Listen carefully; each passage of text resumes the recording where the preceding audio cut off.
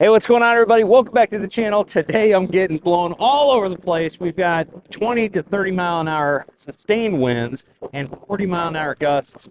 So it is pretty darn windy out here, that's safe to say. We're on a small lake here in Arkansas, which means that I can get in protected areas. I feel perfectly safe and all that, which is really important. I don't recommend going out on a big lake on a day like today. This is small craft advisory stuff. But because it's so windy, it's definitely dirtying up the water even more so than it was on this lake when I fished it earlier in the week. And so I'm gonna fish a bait that I really only pull out during these type of conditions. And that is a bait that's not even designed for bass, but it works really, really good. This right here is a Z-Man Bullseye spinnerbait. As you can see here, it's got a single gold Colorado blade. It's probably, I believe it's like a 5.5 size Colorado. And then you've got this swing head design where they actually clip this jig head onto the bait here. It's actually designed for redfish. This has got a 1/4 ounce jig head on it. And we've got a diesel minnows on the back as a trailer. So there's no skirt. It's a swing head design. And the one thing I love about this is, number one, it's got a really strong wire that they use. And swing head type of spinnerbaits tend to be a little bit less prone to breaking. So it's a little bit more durable to begin with. And this bait tends to put off a lot of vibration, which is something that, they created for redfish and some other inshore species, but it works really, really good for bass. And so we're gonna go out here, see if we can't catch some. I bet we can. Let's get to it. Let's battle this wind and see if we can catch some bass, hopefully some big ones.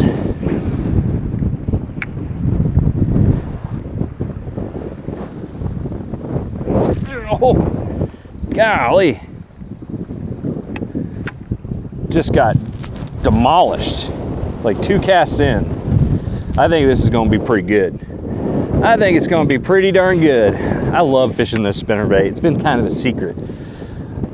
Kind of even debating not even putting this video out, to be honest with you. It has a lot of really good vibration.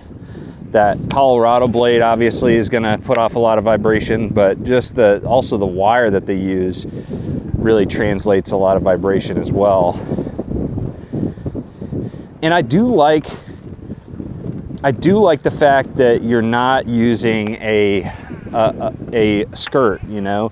I think that on lakes where bass see spinnerbaits a lot and they like spinnerbaits, but they're conditioned to seeing those skirts. But when you throw something that's a completely different profile at them like this, that just has, you know, a little paddle tail on the back, a little soft plastic, I think you can get more bites.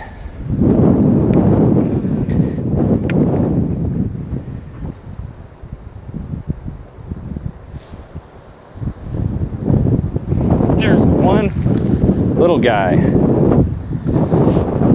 but he sure did want that. He choked it.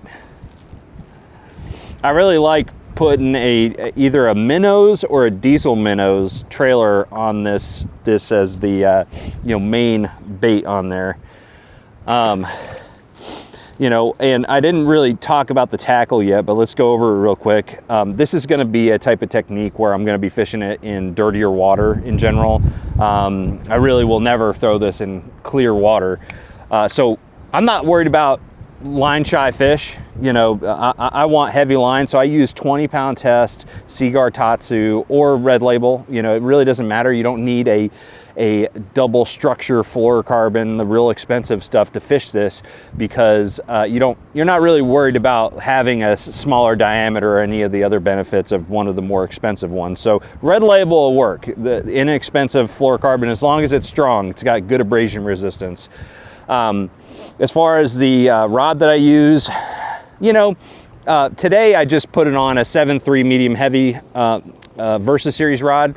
It works really good on this rod, but because it's only a 1/4 ounce, sometimes I will go to like a 7-foot medium heavy, which I think handles that 1/4 ounce just a little bit better. If it was like heavier size weight, then I would probably, you know, maybe just stick with a 7.3, but the 7-footer would work too. So anything in that 7-foot to 7.3 medium heavy range is really good. And I like to use a 7.2 to 1 gear ratio reel and just vary the speed of my retrieve. So that is the tackle we're using today. And I think we're gonna catch them pretty good.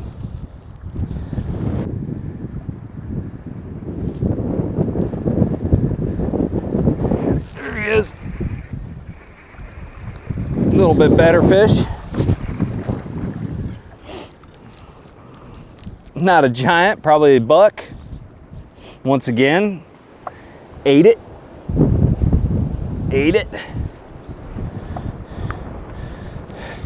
They're eating it pretty good, to be honest. They're eating it exactly how you want them to. Sucking it down pretty good. You know, and since this thing's a spinnerbait, something just jumped ahead of me. Since this thing is a spinnerbait, it does come through wood very well. I would say, honestly, it may not come through wood as good as a traditional spinnerbait because of that swing head design, tending to allow the actual hook to flop from side to side a little bit. But it still comes through it very, very well. You know, you just gotta kind of finesse it through.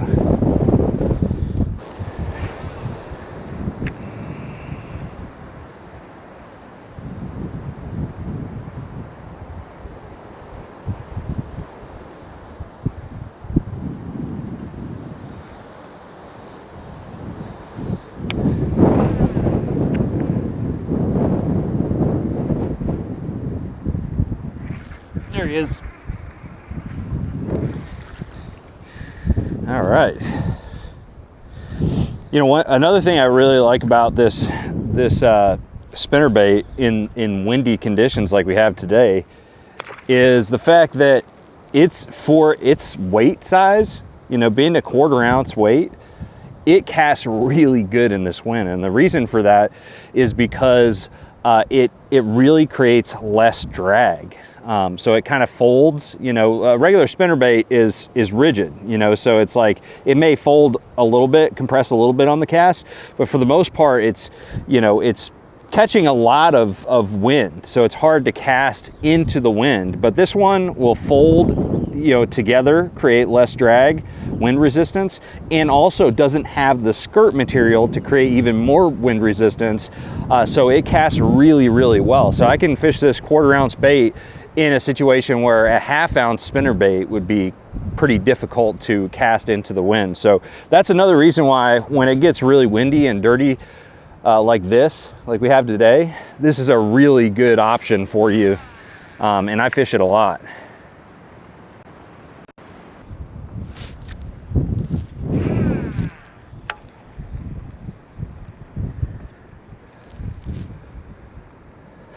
Oh, there we go. Out in open water. In fact, we're going to put the power poles down because whenever you catch them this time of year in open water, make sure you make a few fan casts around that spot because you might catch multiples.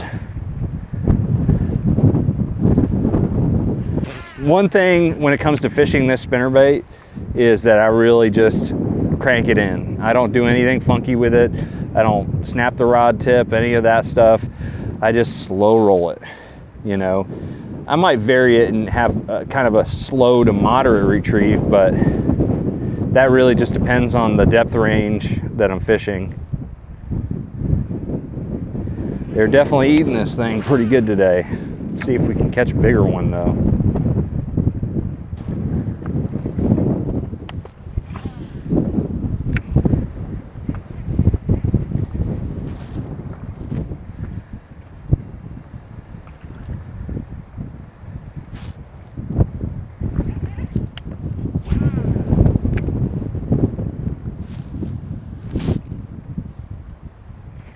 Oh, there's a better fish. There's a better fish. There we go. Getting a little bit bigger. That was on this little bit deeper wood back here. A little bit better. Oh, I bet I get one on this piece of wood. Put the power poles down. Oh, that was the wood. That was the wood itself. Give a cast by the root wads. Oh my gosh, slammed it.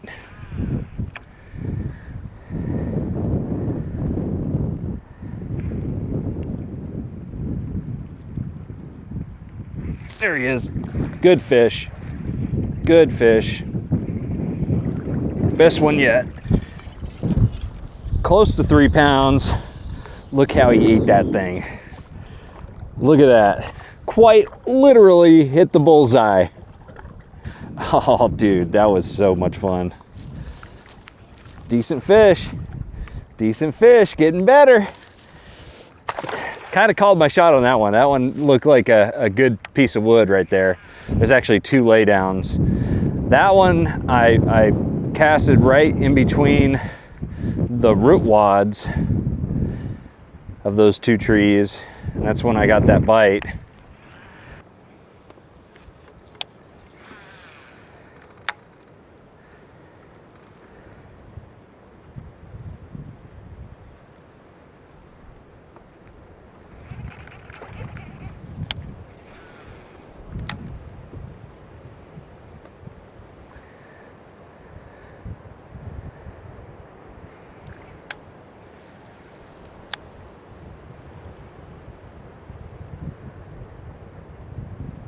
Oh my gosh, big one.